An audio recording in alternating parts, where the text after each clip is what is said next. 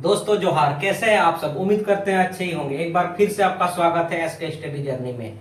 आज रीजनिंग का हम लोग का तीसरा क्लास है और रीजनिंग के अंतर्गत आज हम लोग लेकर के आए हैं कोडिंग और डिकोडिंग टॉपिक को। कोडिंग और डिकोडिंग टॉपिक जो है, इस टॉपिक की जो क्वेश्चन आता है एसएससी लेवल में जितना भी एग्जाम होती है, सारे एग्जाम में कोडिंग और डिकोडिंग से संबंधित क्वेश्चन रहता है। इसीलिए इस चैप्टर को आप लोग अच्छा से समझें और इसको बनाने का कोशिश करें। कहीं कोई दिक्कत होने पर आप कमेंट कर सकते हैं। तो जैसा कि यहाँ पे लिखा हुआ है कि कोडिंग और डिकोडिंग, कोडिंग का अर्थ होता है कि संदेश को इस प्रकार व्यक्त करना कि जिसके लिए वह संदेश बनाया गया है केवल वही समझ सके।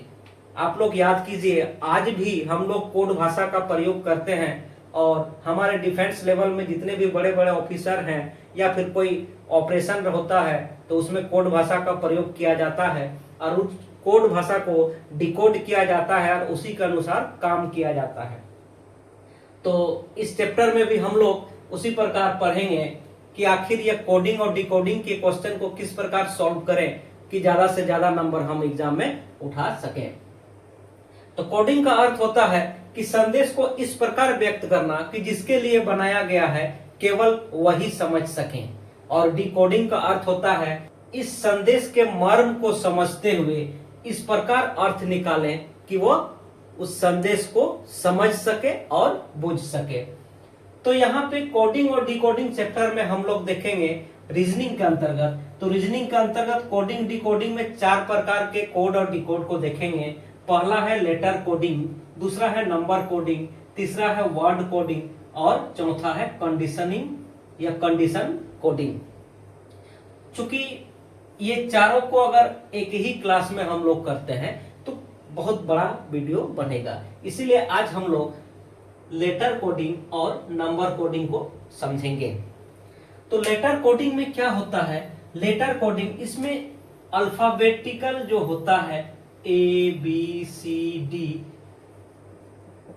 आदि से बनाया गया कोई एक गुप्त कोड रहता है और उसी को हम लोग को डिकोड करना पड़ता है। किस प्रकार बनता है, एक दो क्वेश्चन का हम लोग सॉल्यूशन निकालेंगे तो समझ में आ जाएगा। उसी प्रकार नंबर कोडिंग में क्या होता है, इसमें अल्फाबेट का जो नंबर होता है, जैसे ए का 1, बी का 2, सी का 3, इस प्रकार आगे भी होता है, उसको हम लोग को याद करना पड़ता है और इसी के अनुसार इसके क्वेश्चन को हम लोग डिकोड करते हैं या फिर बनाते हैं। तो यहाँ पे लेटर कोडिंग का एक क्वेश्चन हम लोग देख रहे हैं। 2 नंबर का क्वेश्चन आप लोग देखिए। 2 नंबर का क्वेश्चन में है किसी कूट भाषा में राधा को AHDAR लिखा जाता है तो सुमन को क्या लिखा जाएगा। यह लेटर कोडिंग के अंतर्गत क्वेश्चन है, इसको हम लोग समझेंगे और बनाएंगे। तो यहाँ हम लोग इसको थोड़ा सा मिटा देते हैं और यहाँ पे हम लोग क्वेश्चन का सॉल्यूशन निकालने का कोशिश करते हैं और देखते हैं कि क्या होगा। जैसे 2 नंबर, राधा को क्या लिखा जाता है, RADHA, इसको लिखा जाता है AHDAR।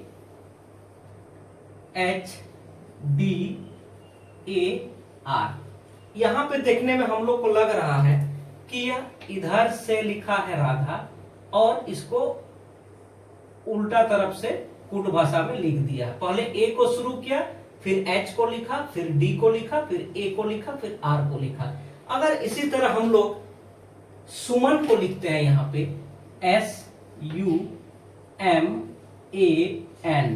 अगर हम लोग सुमन को लिखते हैं तो सुमन को यहाँ लिखेंगे तो क्या होगा, ये एन जो है यहाँ चला आएगा, ए यहाँ चला आएगा, एम जहां है वहीं रहेगा, यू यहाँ चला आएगा और एस यहाँ आएगा। यानी कि इस कूट भाषा में, यहाँ कूट भाषा से आप समझिएगा कोडिंग लैंग्वेज या फिर कोड भाषा, इस कूट भाषा में सुमन को हम लोग NAMUS से लिखेंगे। तो उम्मीद करते हैं कि 2 नंबर क्वेश्चन को किस ढंग से हम यहाँ सॉल्व किए वो आप लोग को समझ में आ गया होगा। इसी प्रकार आगे भी हम लोग सॉल्व करेंगे। जैसे 3 नंबर का क्वेश्चन देखिए, एक खास कोड में मोना को NLMZ, तो बताइए TERA को क्या लिखा जाएगा।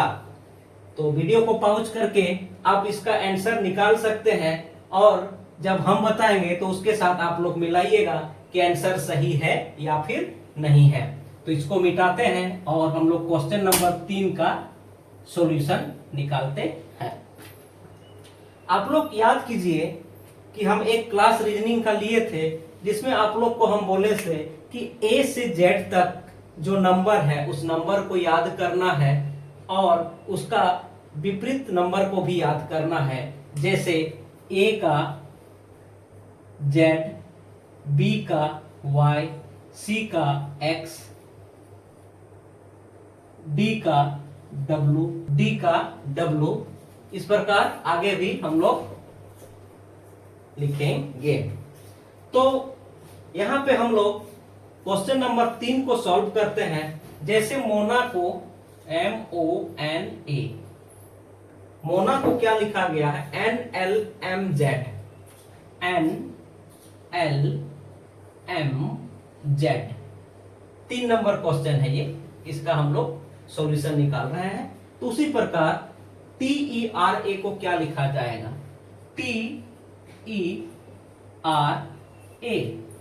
तो जैसे हम लोग देख पा रहे हैं M का उल्टा N, O का उल्टा L, N का उल्टा M, A का उल्टा Z, उसी प्रकार हम लोग देखेंगे A का उल्टा Z होगा, R का उल्टा I होगा, E का उल्टा V होगा और T का उल्टा G होगा। यानी कि इस कोड भाषा में 3 नंबर क्वेश्चन ध्यान दीजिएगा, इस कोड भाषा में 13 को GVIZ के द्वारा लिखा जाएगा। ये हमारा बिल्कुल सही आंसर है। तो आप लोग को समझ में आ रहा है कि ये जो क्वेश्चन नंबर 2 और 3 देखें, ये लेटर कोडिंग के अंतर्गत क्वेश्चन था। उसी प्रकार हम लोग नंबर कोडिंग के अंतर्गत देखेंगे 2 क्वेश्चन, और वो क्वेश्चन है 1 नंबर और 4 नंबर। तो सबसे पहले हम लोग 4 नंबर क्वेश्चन का सॉल्यूशन निकालेंगे और 4 नंबर क्वेश्चन को सॉल्व करते हैं और बताते हैं। जैसे SEDATE को इस प्रकार लिखा गया है, डिपॉजिट को इस प्रकार लिखा गया है, तो इसको किस प्रकार लिखा जाएगा। तो यहां समझने वाली बात है, 4 नंबर क्वेश्चन का सॉल्यूशन हम लोग कर रहे हैं। यहां समझने वाली बात है, इस प्रकार का क्वेश्चन जब भी आएगा तो जो वर्ड यहाँ पे लिखा गया है, जो लेटर लिखा गया है, इसको एक लाइन में हम लोग लिखेंगे। जैसे SEDATE,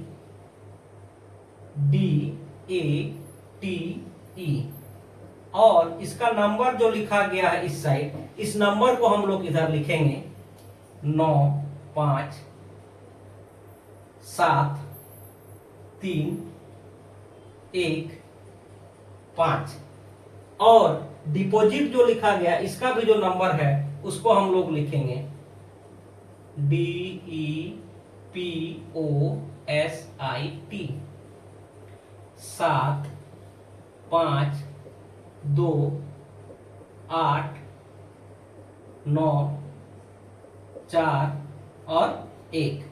तो TEAD को किस प्रकार हम लोग लिखेंगे।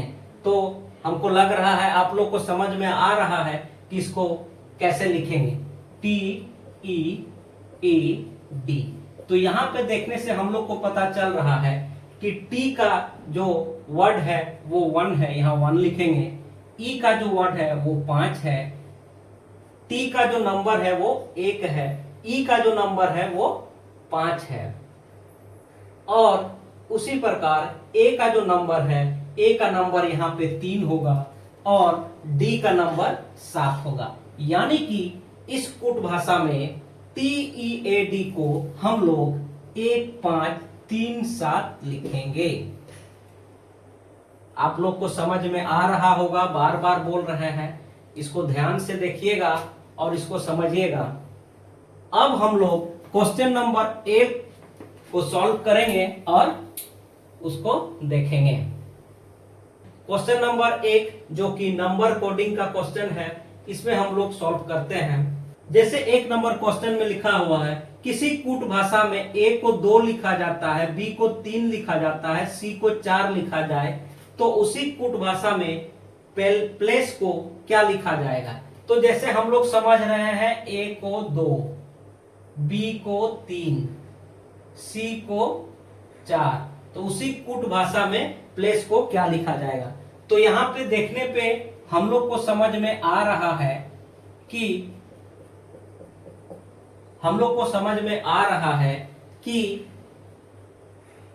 ए को जिसका नंबर 1 होता है उसको एक ज्यादा बढ़ा करके लिखा गया है 2। बी का नंबर जिसका 2 होता है उसमें भी एक नंबर बढ़ा के लिखा गया है। उसी प्रकार सी का जो नंबर 3 होता है उसको भी एक नंबर बढ़ा के लिखा गया है। ये नंबर जो है अल्फाबेट का नंबरिंग है। ए का नंबरिंग 1 और जेड का नंबरिंग 26। उसी के आधार पर ये रीजनिंग का क्वेश्चन बनाया जाता है। तो a इक्वल टू 2, तो यहां हम लोग 2 लिखेंगे, c का 4 लिखेंगे, e का 5 होता है तो 5 और 1 6 लिखेंगे।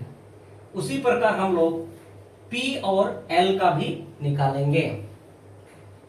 तो याद रखिएगा एक वर्ड हम बताए थे आप लोग को इजोटी, एक वर्ड बताए थे इजोटी, इसका 5, इसका 10, ओ का 15, टी का 20 और इसका 25।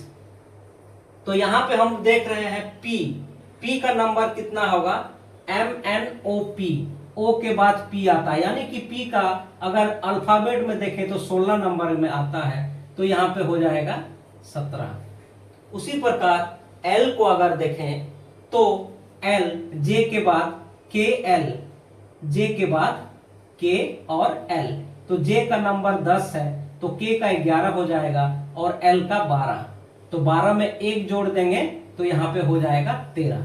यानी कि प्लेस को हम लोग एक नंबर जो है ये प्लेस, इस प्लेस को हम लोग लिखेंगे 17 13 2 4 6। प्लेस का जो कोड होगा वो 17 13 2 4 6 होगा। तो आज की क्लास को हम लोग यहीं तक रहने देते हैं। अगले क्लास में हम लोग वर्ड कोडिंग और कंडीशन कोडिंग को समझेंगे।